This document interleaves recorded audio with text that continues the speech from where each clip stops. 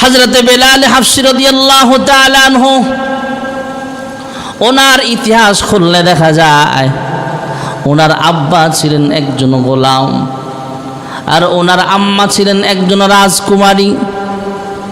আবিসিনিয়ার সাবেক রাজকুমারী হযরতে বেলাল হাফসি রাদিয়াল্লাহু তাআলা আনহুর আম্মা জান আসহাবে ফিল যখন কাবা শরীফ ভাঙতে এসেছিল, সেই যুদ্ধের সময় যারা যুদ্ধে সরাসরি অংশগ্রহণ করেছে তাদেরকে আল্লাহ তাআলা আবাবিল পাখি দিয়া ধ্বংস করে দিয়েছিল। আর এদের ভিতরে কিছু মহিলারাও এসেছিল, কয়েকজনকে কয়েদ করা হয়েছে, বন্দী করা হয়েছে। এর ভিতরে হযরতে বেলাল হাফসি রাদিয়াল্লাহু তাআলা আনহুর আম্মা জানকেও গ্রেফতার করা হয়েছিল। ওই দাসী হিসাবে সেখানে রেখে দেওয়া হয়েছিল। হযরতে বেলাল ইবনে রাবাহ রাদিয়াল্লাহু তাআলা আনহুর আব্বাজান এবং ওনার রাজকুমারী মা দুজনকে বিবাহ বন্ধনে আবদ্ধ করা হয়েছিল। সেই মার গর্ভে জন্ম নিয়েছেন হযরতে বিলাল। গোলামজাদা গোলাম, মালিকের নাম হলো উমাইয়া ইবনে খালফ। হযরতে বেলাল হাফসি রাদিয়াল্লাহু তাআলা আনহুর কাছে খবর আসে মক্কার মধ্যে একটা মানুষের আগমন ঘটেছে। তারা মক্কার মানুষ হযরতে মুহাম্মদ ইবনে আব্দুল্লাহ, সবাই মুহাম্মদ বলে যাকে চিনে, উনি নতুন ধর্মের প্রচার করতেছে। উনি বলতেছে কুলু লা ইলাহা ইল্লাল্লাহ দাখালাল জান্নাহ, যুরকুন সুবহানাল্লাহ। আবার আপনার নবী, বিশ্ব নবী রাহমাতুল লিল আলামিন মানুষের ময়দানে কালিমার দাওয়াত দিতে লাগলেন নবুয়ত পাওয়ার পর। হযরতে উমাইয়ার ঘরে হযরতে বেলাল হাফসি রাদিয়াল্লাহু তাআলা আনহুর কানেও আওয়াজ পৌঁছে গেল, মুহাম্মদ ইবনে আব্দুল্লাহ মুহাম্মাদুর রাসূলুল্লাহ সাল্লাল্লাহু আলাইহি ওয়াসাল্লামের এই কালিমার দাওয়াত দেওয়াটা হযরতে বেলাল হাফসির কাছে অনেক ভালো লেগেছিল। হযরতে বেলাল হাফসি রাদিয়াল্লাহু তাআলা আনহুর কাছে ভালো লাগছে, তাই উনি একদিন, দুই দিন, তিন দিন এমনভাবে খবর নিতে নিতে এক পর্যায়ে হযরতে বেলাল হাফসি রাদিয়াল্লাহু তাআলা আনহু আল্লাহর হাবিবের হাতে হাত রেখে কালিমা পড়ে মুসলমান হয়ে গেছে। হযরতে বেলাল হাফসি রাদিয়াল্লাহু তাআলা আনহু মুসলমান হয়ে গেলেন। এদিক দিয়ে উমাইয়া ইবনে খালফ খবর পেয়ে গেলেন হযরতে বিলাল তিনি হলেন মুসলমান, আর বিলালের মুনিব উমাইয়া ইবনে খালফ তিনি হলেন ইহুদি তথা বেঈমান অমুসলিম। উনি বিলালকে ডাক দিয়ে একবার প্রাথমিকভাবে জিজ্ঞাসাবাদ করলেন, হ্যাঁ বেলাল, শুনতে পাইলাম তুমি নাকি মুহাম্মাদের ধর্ম গ্রহণ করে মুসলমান হয়ে গেছো। কয় হ্যাঁ। সুবহানাল্লাহ বলেন। হযরতে বেলাল হাফসি রাদিয়াল্লাহু তাআলা আনহু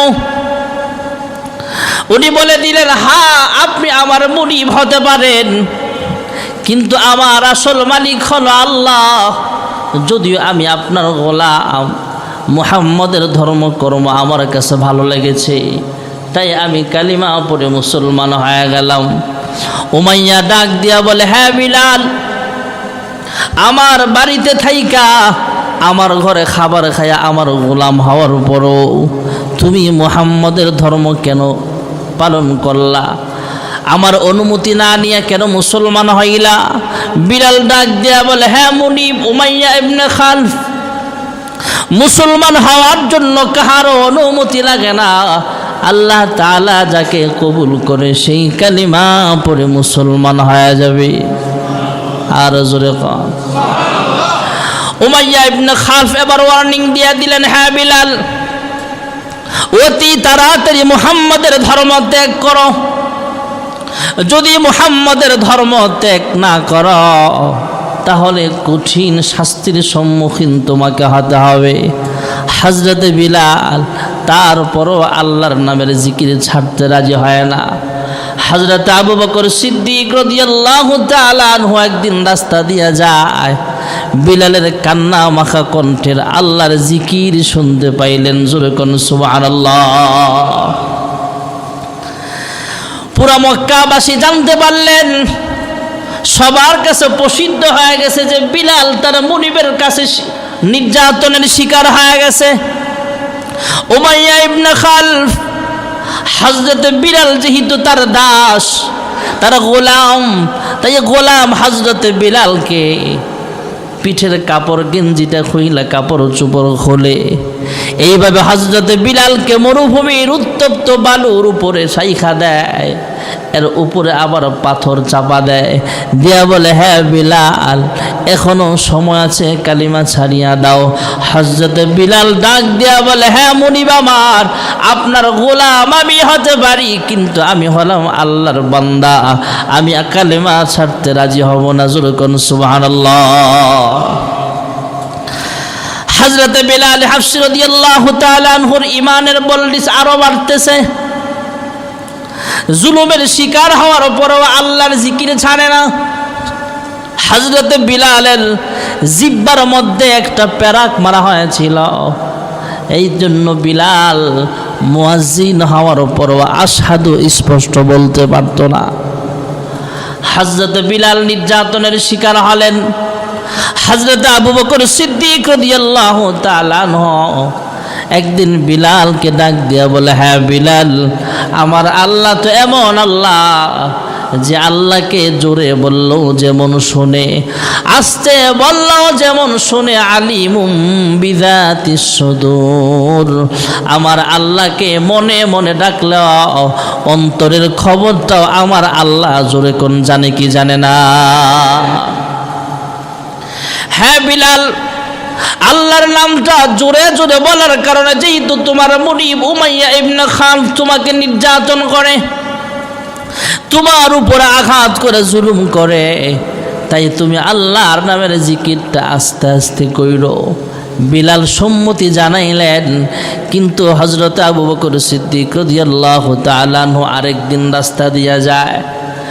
আগের দিন যেইভাবে হযরতে বিলালের কান্না মাখা কণ্ঠে শুনেছিলেন আল্লাহু আহাদ, আল্লাহু আহাদ, কুল হুয়াল্লাহু আহাদ, আল্লাহুস সামাদ, লাম ইয়ালিদ ওয়া লাম ইউলাদ ওয়া লাম ইয়াকুল লাহু কুফুয়ান আহাদ। হযরত বিলাল শুধু বলে আহাদ আহাদ আহাদ বলে চিল্লায়।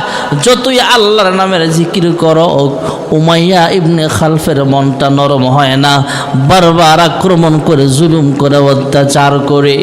তারপরও বিলাল শুধু আল্লাহু আহাদ বলে চিল্লায়। পরবর্তীতে আবু বকর আবার জানতে চাইলেন, হ্যাঁ বিলাল, তোমাকে আগে একদিন বলেছিলাম আল্লাহর নামের জিকিরটা তুমি আস্তে আস্তে কইরো, কারণ আমার আল্লাহ জোরে বললেও যেমন শুনে, আস্তে বললেও আমার আল্লাহ শুনতে পায়, অন্তরে অন্তরে কিছু বললেও আমার আল্লাহ শুনতে পায়। জোরে কোন সুবহানাল্লাহ।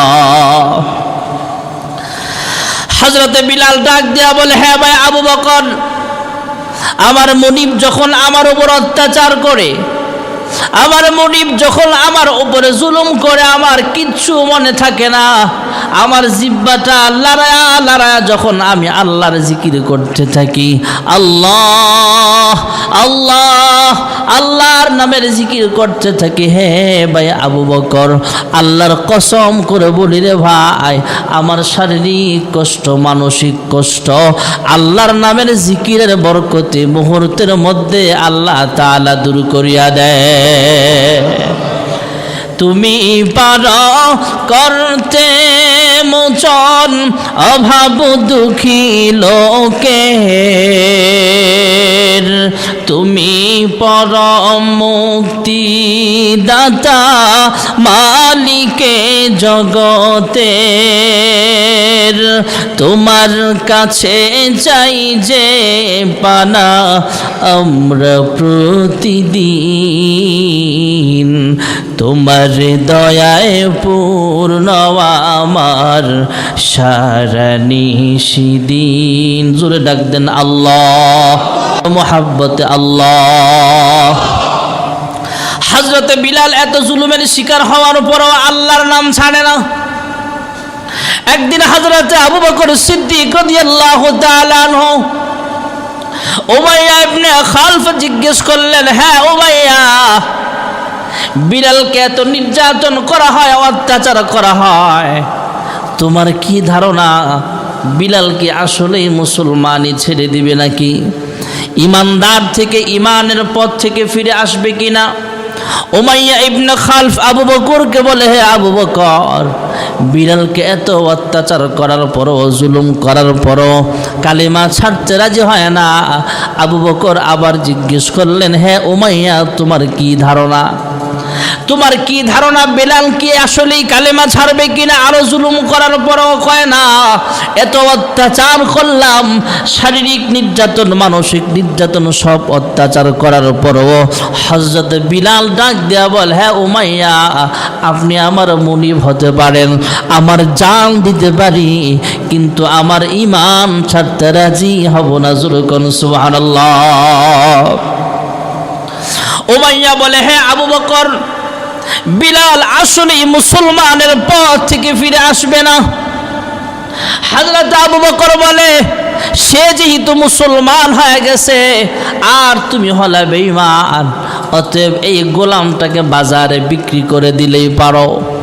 উমাইয়া ডাক দিয়া বলে, হ্যাঁ আবু বকর, সে দেখতে কালো, আবার আমি মারতে মারতে তাকে আরো অচল করে ফেলেছি। এই বিলাল একজন কর্মঠ শক্তিশালী মানুষটাকে আমি দুর্বল বানায় ফেলেছি, অতএব বাজারে বিক্রি করতে গেলে কয়েক পয়সার দাম দিয়েও কেউ তাকে কিনে নেবে না। আবু বকর ডাক দেয়া বলে, তারপরেও তাকে মেরে কি লাভ?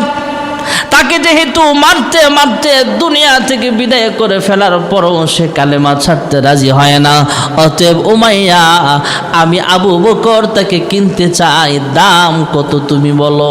সুবহানাল্লাহ। হযরত আবু বকর উমাইয়ার কাছ থেকে মোটা অঙ্কের টাকা দিলেন। উমাইয়া বললেন, এত লাগবে। যখন আমাদের সমাজে একটা কথা আছে যে পড়ে থাকলে দাম নাই, সম্পদ অনেক দামি, কিন্তু এটা পড়ে রয়েছে কোনো দাম নাই, আপনি ধরবেন তো এটার দাম বেড়ে যায়। এতক্ষণ বলতেছে বাজারে বিলালকে বিক্রি করতে গেলে এক পয়সারও দাম নাই। কয় কেন? কয় তারে মারতে মারতে তারা অনেক দুর্বল করে ফেলছে, আবার দেখতে অসুন্দর, কালো, তাকে কে নিবে? আবু বকর যখন বললেন দাম বলো, তখন উমাইয়া ইবনে খালফ বুঝতে পারছে যে আবু বকর কিনবে, তখন সে চড়া দাম চায় গেছে। হযরত আবু বকর ডাক দিয়া বলে, হ্যাঁ উমাইয়া ইবনে খালফ, 1 লাখ, 2 লাখ, 5 লাখ, 10 লাখ তো কোনো ব্যাপার না। আল্লাহ তাআলা যদি আমাকে পুরা দুনিয়ার মালিকও আমাকে বানায় দেয়, তথা দুনিয়ার সব অর্থ সম্পদের মালিকও আমাকে আল্লাহ বানায় দিত, আর তুমি যদি পুরা সম্পদের বিনিময়ে বেলালকে আজাদ করতে চাইতা, আমি তারপরও বেলালকে সব কিছুর বিনিময়ে আমি আজাদ করে দিতাম, কারণ আমার কাছে বেলালের ইমানের দাম দুনিয়ার সব কিছুর চাইতেও আরো বেশি। জোরে কোন সুবহানাল্লাহ। এই বিলালকে আজাদ করে দিলেন। এই হযরতে বিলাল হাবশী মক্কা ছেড়ে মদিনায় হিজরত করেছেন। আল্লাহর হাবিবের সাহাবী হযরতে বিলাল হাবশী রাদিয়াল্লাহু তাআলা আনহু, দেখতে কালো মানুষ, কিন্তু আল্লাহর রাসূল এবং আল্লাহ রাব্বুল আলামিনের হুকুমে আল্লাহর হাবিব মসজিদে নববীর মুয়াজ্জিন বানাইলেন। এখনো যারা হাজী সাহেব মদিনায় সফরে যান, দেখবেন সবচাইতে দূরে একটা মসজিদ আছে, মসজিদ আবু বকর, মদিনার কাছাকাছি জায়গায়। মসজিদে ওমর, মসজিদে নববীর কাছাকাছি, মসজিদে যুন্নুরাইন ওসমান ইবনে আফফান রাদিয়াল্লাহু আনহুর নামে যে মসজিদ, এটাও কাছাকাছি জায়গায়। আর সবচাইতে দূরে হলো হযরতে বিলাল হাবশী রাদিয়াল্লাহু তাআলা আনহুর বাড়িটা ছিল, তথা বর্তমানে যেই মসজিদে বেলাল আছে এটা অন্যান্য সাহাবীদের চাইতে দূরে। তবে আবু বকর, ওমর, ওসমান তাদের মসজিদের চাইতে হযরতে বিলালের মসজিদটা দূরে। হযরতে বিলাল মসজিদে নববীর মুয়াজ্জিন, ফজরের ওয়াক্তে আজান দেয়, নামাজের আজান দেয়, ইকামত দেয়, আর ইমামতি করেন আল্লাহর হাবিব রাহমাতুল লিল আলামিন। জোরে কোন সুবহানাল্লাহ। হযরতে বিলাল হাবশী রাদিয়াল্লাহু তাআলা আনহু হঠাৎ করে একদিন আল্লাহর হাবিব রাহমাতুল লিল আলামিন এশার নামাজের পর হযরত বিলালকে ডাক দিয়ে বলে, হ্যাঁ বিলাল, ফজরের নামাজ থেকে তোমার আর আজান দিতে হবে না, কারণ এখন সাহাবীদের সংখ্যা অনেক বেড়ে গেছে। সাহাবাই কেরাম রাসূলের কাছে আইসা বলতেছেন, ইয়া রাসূলুল্লাহ, ইয়া হাবিবাল্লাহ, এখন তো আমাদের সাহাবাই কেরামদের মধ্যে অনেক ভালো কারি সাহেব আছে, আমাদের সাহাবাই কেরামদের মধ্যে সুন্দর কণ্ঠওয়ালা মুয়াজ্জিন আছে, অতএব পুরাতন মুয়াজ্জিন বেলাল যেহেতু আশহাদু আল্লা ইলাহা ইল্লাল্লাহ ক্লিয়ার করে বলতে পারে না, আবার এমন কালো মানুষ, এই গোলাম যারা গোলামকে আর মুয়াজ্জিনরাই খেলাফ নাই, আগের মুয়াজ্জিন পাল্টায় দেন, নতুন করে একজন সুন্দর সুরেলা কণ্ঠের মুয়াজ্জিন রাখেন। সাহাবাই কেরাম যখন এই আবেদন জানাইলেন, একদিন, 2 দিন, 3 দিন এমন পীড়াপিড়ির পর আল্লাহর হাবিব রাহমাতুল লিল আলামিন বিলালকে বলে দিলেন, হ্যাঁ বিলাল, তুমি ফজরের ওয়াক্ত থেকে আজান দিতে হবে না, নতুন মুয়াজ্জিন রাখা হয়েছে। হযরত বিলাল হাফসি রাদিয়াল্লাহু তাআলা আনহু আল্লাহর হাবিবের জবান থেকে এই কথা শোনার পরে নিজের রুমে চলে গেলেন। অন্যান্য মানুষ ঘুমায়, হযরত বিলাল ঘুমায় না, সারা রাত্র এমনভাবে আল্লাহর কাছে কান্নাকাটি আরম্ভ করে দিল, হ্যাঁ পরওয়ারদিগার আলম, ওগো মালিক আল্লাহ, আমি হলাম গোলাম জাদা গোলাম, ধনী হওয়া আর গোলাম হওয়া এটা আমার কোনো হাতে না। এ আল্লাহ, আমাকে কেন তুমি কালো বানাইলা, আমাকে কেন গোলামের ঘরে জন্ম নেওয়াইলা, এ আল্লাহ, আমাকে কেন গোলাম জাদা গোলাম বানাইলা। হে পরওয়ারদিগার আলম, এইগুলো কিন্তু আমার কোনো অপরাধ নয়। হে আল্লাহ, আমাকে মসজিদে নববীর মুয়াজ্জিন বানানো হয়েছে, তুমি আল্লাহর পক্ষ থেকে ফয়সালা হয়েছিল, আমাকে মসজিদে নববীর মুয়াজ্জিন নিয়োগ করা হয়েছে, কিন্তু আজকে আমার মুয়াজ্জিনের চাকরিটা চলে গেল। আয় আল্লাহ, আমার কি অপরাধ, আমি কেন মুয়াজ্জিনি থেকে অব্যাহতি পেলাম? আয় আল্লাহ, আমার মনটা কান্দে, আমি কেন গোলাম জাদা গোলাম হলাম, কেন আমি কালো হলাম, আমার জিহ্বায় কেন সমস্যা হলো? এ আল্লাহ, জিহ্বায় যে সমস্যা হয়েছে এটা তো আমার কারণে হয় নাই, এটাও তো তোমার জিকির করার অপরাধে আমার সাবেক মুনিব ছিল হযরত উমাইয়া ইবনে খালফ, সে আমার উপর নির্যাতন করেছে, অত্যাচার করেছে। এ আল্লাহ, তোমার কাছে বিচার দিলাম, আমার মুয়াজ্জিনের চাকরিটা কেন গেল? সুবহানাল্লাহ বলো। হায়রে, আমরা তো ওই যে শুরুতে বললাম, অট্টালিকা মসজিদ হচ্ছে কিন্তু বরকত থেকে খালি হচ্ছে। আমিও যে একজন মুয়াজ্জিনকে বিদায় করব, আমি যে একজন ইমামকে বিদায় করব, আমি যে একজন খতিবকে বিদায় করছি, তার মনে কষ্ট আছে কিনা সেটাও তো দেখতে হবে। একজন খতিবকে বিদায় করা, ইমামকে বিদায় করা, মুয়াজ্জিনকে বিদায় করা করতে পারেন, কিন্তু তার মনে আঘাত দিয়ে না, কষ্ট দিয়ে না। হযরত বিলাল হাফসি রাদিয়াল্লাহু তাআলা আনহু যেভাবে আল্লাহর কাছে দরখাস্ত করেছে, একজন ইমাম, একজন মুয়াজ্জিন যদি রাতের বেলা এইভাবে কান্নাকাটি করে আপনার জন্য বদদোয়া করে, কোন দিক দিয়ে ক্ষতি হবে টের পাবেন না। জোরে কোন ঠিক না বেঠি?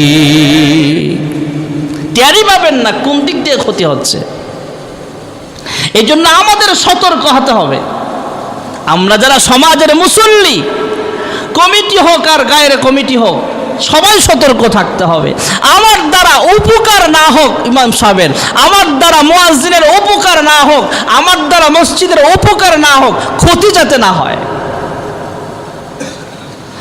হযরত বিলাল হাফসি রাদিয়াল্লাহু তাআলা আনহু রাতের বেলা আল্লাহর কাছে কান্নাকাটি করে। ফজরের সময় নতুন মুয়াজ্জিন, সুন্দর কণ্ঠওয়ালা মুয়াজ্জিন আজান দিয়ে ফেলছে, কিন্তু আলো হয় না, তথা ফজরের জামাতের সময়টা এখনো হচ্ছে না। আল্লাহর হাবিব পেরেশান, সাহাবাই কেরাম পেরেশান। হযরতে জিবরাইল আমিনের আগমন ঘটে গেল। ইয়া রাসূলুল্লাহ, ইয়া হাবিবাল্লাহ, মসজিদ নববীতে এখনো কেন আজান হয় না? মসজিদ নববীতে আজান না হওয়া পর্যন্ত সকাল হবে না। জোরে কোন সুবহানাল্লাহ। আল্লাহর হাবিব রাহমাতুল লিল আলামিন জানায়া দিলেন, হ্যাঁ জিবরাইল, অন্য অন্য দিনের চাইতে আরো সুন্দর কণ্ঠওয়ালা মুয়াজ্জিন আজকে আযান দিয়েছে। হযরতে জিবরাইল আমিন জানায়া দিলেন, ইয়া